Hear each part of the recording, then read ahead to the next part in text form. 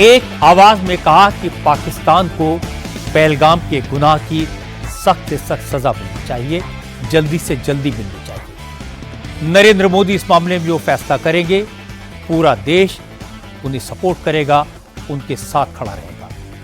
सभी पार्टियों के नेताओं ने, सभी धर्मों के लोगों ने आज यही कहा। जम्मू कश्मीर असेंबली में उमर अब्दुल्ला ने कहा कि पहली बार कश्मीर के हर गांव, हर गली से, हर मस्जिद से एक ही आवाज आ रही है, जिन लोगों ने दरिंदगी की वो इंसानियत के दुश्मन हैं, उन राक्षसों को धरती पर रहने का कोई हक नहीं है। नेशनल कॉन्फ्रेंस के अलावा पीडीपी, लेफ्ट और हुर्रियत के नेताओं ने भी पाकिस्तान को सबक सिखाने की बात की। आमतौर पर पाकिस्तान के साथ बातचीत की हिमायत करने वाले डॉक्टर फारूक अब्दुल्ला ने कहा, अब बातचीत की बात भी बेकार है। निर्दोषों का खून बहाने वालों को उन्हीं की भाषा में जवाब देना जरूरी है। आज असदुद्दीन ओवैसी ने कहा कि जिन लोगों ने मजहब पूछकर बेगुनाहों का कत्ल किया वो इस्लाम के दुश्मन हैं। भारत सरकार को दहशतगर्दी के अड्डे तबाह करके पाकिस्तान को उसकी औकात दिखानी चाहिए।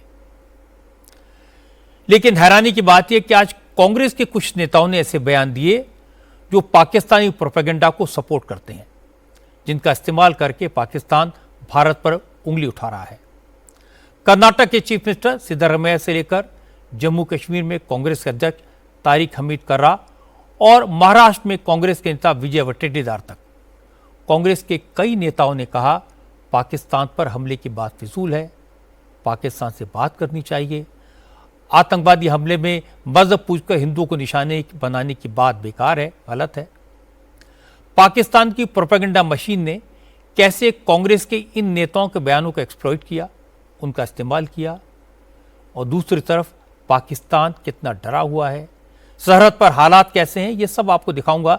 लेकिन सबसे पहले बात करते हैं जम्मू कश्मीर असेंबली में उठी आवाज की। आज सभी पार्टियों ने एक स्वर में कहा, पाकिस्तान देख ले, हम एक हैं। पहलगाम के आतंकी हमले का शिकार हुए लोगों को श्रद्धांजलि देने के लिए आज जम्मू कश्मीर असेंबली का स्पेशल सेशन बुलाया गया था। सभी पार्टियों के नेताओं ने 2 मिनट मौन रखकर दिवंगत आत्माओं की शांति के लिए प्रार्थना की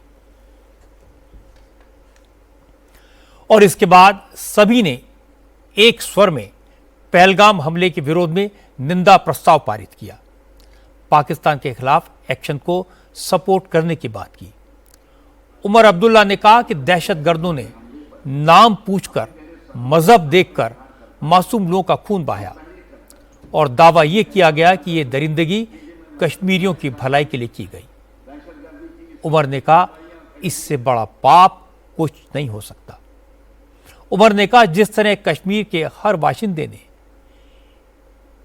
इस कायराना हमले की निंदा की, जिस तरह कश्मीर की आवाम सड़कों पर निकली, जिस तरह मस्जिदों से दहशतगर्दों के खिलाफ कॉल दी गई, उससे पाकिस्तान को समझ में आ गया होगा कि कश्मीर के लोग क्या चाहते हैं, कश्मीरियों के दिल में क्या है। उमर अब्दुल्ला ने कहा, दहशतगर्दों ने इंसानियत का कत्ल किया, इस्लाम की तौहीन की, कश्मीरी और कश्मीरियत को बदनाम किया, उन्हें इसकी सजा मिलनी ही चाहिए।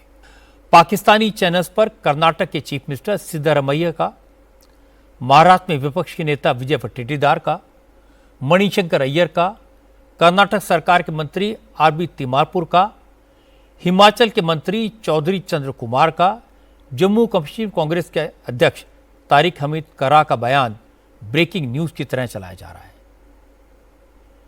सिद्धरामैया ने कहा कि पाकिस्तान के साथ जंग की जरूरत नहीं है, वो चाहते हैं कि अमन बना रहे।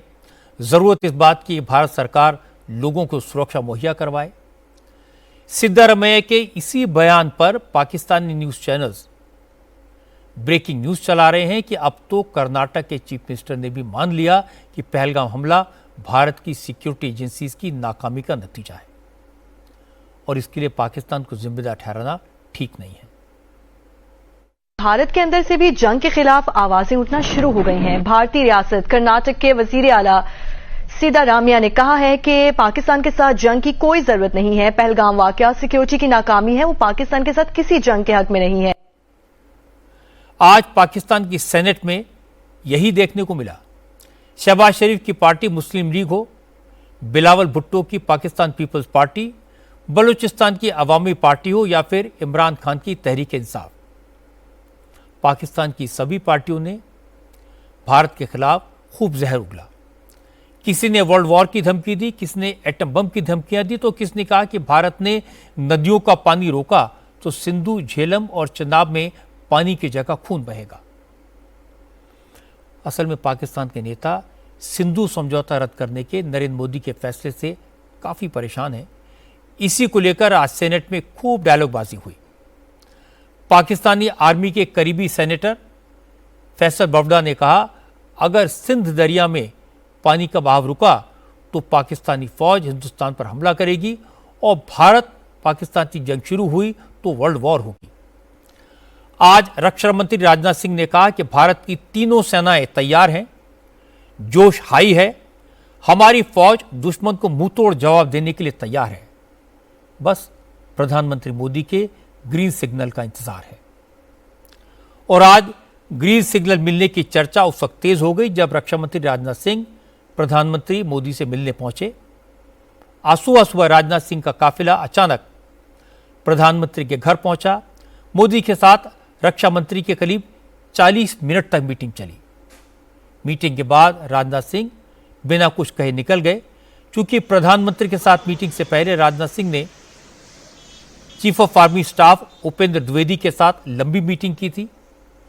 कल शाम राजनाथ सिंह की चीफ ऑफ डिफेंस स्टाफ यानी सीडीएस जनरल अनिल चौहान के साथ बैठक हुई थी। इसीलिए आज सुबह जब राजनाथ सिंह प्रधानमंत्री मोदी से मिलने पहुंचे तो अटकलें लगने लगी, अंदाजे लगाए जाने लगे।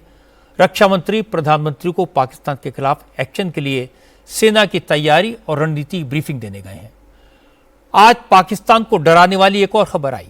आज भारत ने फ्रांस से 26 रफाल एम फाइटर प्लेन खरीदने के सौदे पर दस्तखत किए। करीब 63,000 करोड़ की इस डील के तहत भारत को फ्रांस से 22 single engine Rafale marine fighter plane, 4 twin engine Rafale M trainer jet मिलेंगे। रफाल मरीन प्लेन खरीदने का यह सौदा भारत ने सीधे फ्रांस की सरकार के साथ किया है। इन फाइटर प्लेन्स को स्वदेशी एयरक्राफ्ट कैरियर विक्रांत पर तैनात किया जाएगा।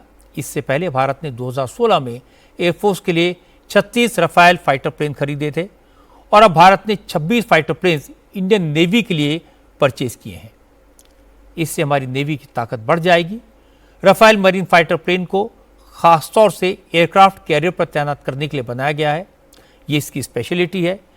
इस सौदे के तहत भारत को फाइटर जेट के साथ साथ हथियार, सिमुलेटर, स्पेयर पार्ट और दूसरे इक्विपमेंट भी मिलेंगे। आज की बात के शुरू में मैंने आपको दिखाया था कि जम्मू कश्मीर की असेंबली का सेंटिमेंट क्या है, पहलगाम हमले को लेकर पाकिस्तान के प्रति उनकी नाराजगी कितनी है।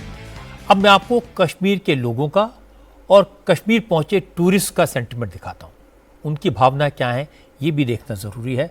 पाकिस्तान ने जम्मू कश्मीर के विकास को रोकने के लिए, टूरिस्ट को डराने के लिए यह आतंकवादी हमला करवाया था। लेकिन न कश्मीरियों की मेहमान नवाजी में कोई कमी आई है, न टूरिस्ट के जोश में। हमले के एक हफ्ते बाद कश्मीर में टूरिस्ट का पहुंचना फिर से शुरू हो गया है। श्रीनगर के डल लेक से लेकर पहलगाम तक सैलानियों की संख्या धीरे धीरे बढ़ने लगी है। डल लेक में शिकारे फिर से चलने लगे हैं।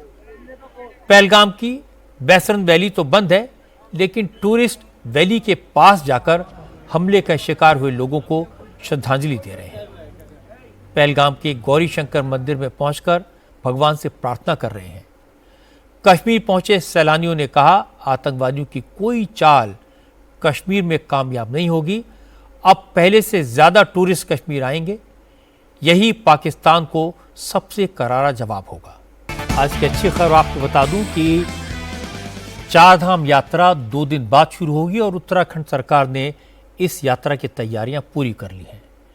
30 अप्रैल को चारधाम यात्रा शुरू होगी। अक्षय तृतीया के दिन गंगोत्री और यमुनोत्री धाम के कपाट खोल दिए जाएंगे, जबकि 2 मई को केदारनाथ और 4 मई को बद्रीनाथ धाम के कपाट खोले जाएंगे। केदारनाथ धाम में पूरे मंदिर परिसर को फूलों से सजाया जा रहा है। आज उत्तराखंड के मुख्यमंत्री पुष्कर सिंह धामी ने केदारनाथ धाम की तस्वीरें शेयर की, जिसमें पूरे मंदिर प्रांगण में सजावट का काम किया जा रहा है। पुष्कर धामी ने अधिकारियों के साथ बात करके चारधाम यात्रा की सुरक्षा की तैयारियों का जायजा लिया।